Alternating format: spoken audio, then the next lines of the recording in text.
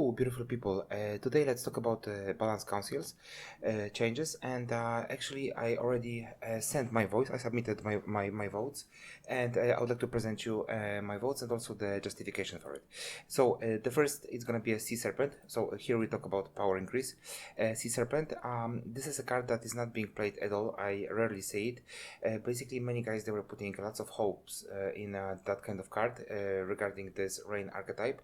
Unfortunately, as we can all see, it's not being played at all. So I think definitely this card needs a boost, and at least one power. Maybe it would change a situation to a point in which we could see this card more often.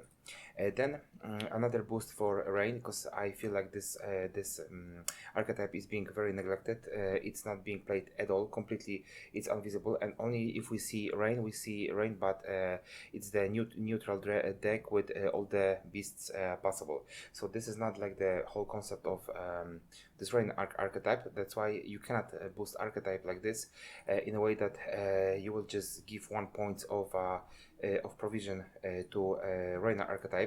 As you can see over here, it has 15, so it's not a lot comparing to the other ones. Like right now we can see 17 over here, 17 over here. Many of them are at 16, and this one is only 15. But this is the problem with the beasts. So that's why I think maybe it should even remain at this one. But definitely the cards needs a boost. Little Herfrio, this is my third and the weakest vote, only like 1 star here, but I also think that even a card like this could benefit from this, and I hope that at least 2 of these 3 cards they will be visible in the game more often. Obviously, there was a period of time when Little Herfrio was being played, but Little Herfrio, she also has this bonded ability, and then it could be played with Mushy Truffle and also with the bonded archetype. That would be also kind of interesting to open another, I would say like a version of a Mentec. Then power decrease. This dragon is absolutely, I would say, irritating, and one of these cards that I think should be decreased due to the fact that the dragons are super strong. To be honest with you guys, regarding the whole game, I have problem with winning with only 1 archetype, and this is lineage with dragons. They are being used in the precision strike with Renfrey, and I think this deck is so strong that it can definitely be included in the meta decks always. And I was trying to win with this deck with many others, and basically it's unbeatable.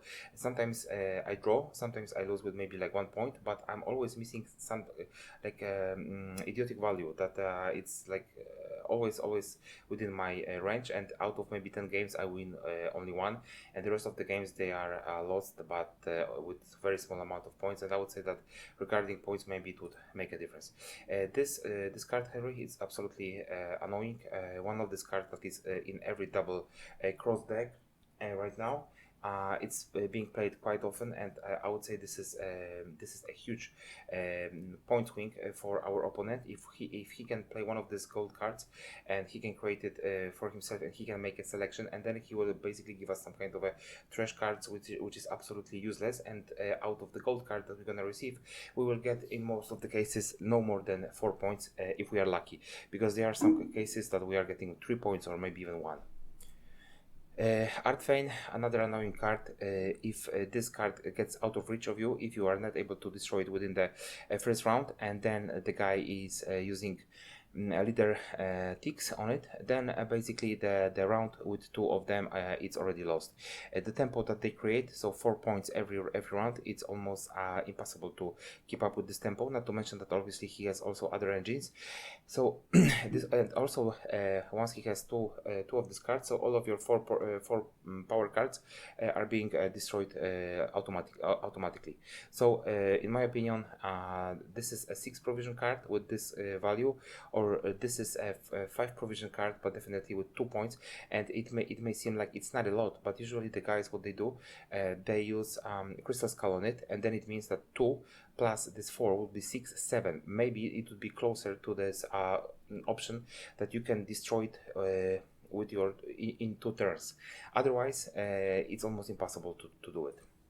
Then we have the provision increase, and just like I mentioned before, this is definitely a 6 provision card, 12 points for only 5 points, 5 points of provision. And I remember many guys bragging about the War of Clans.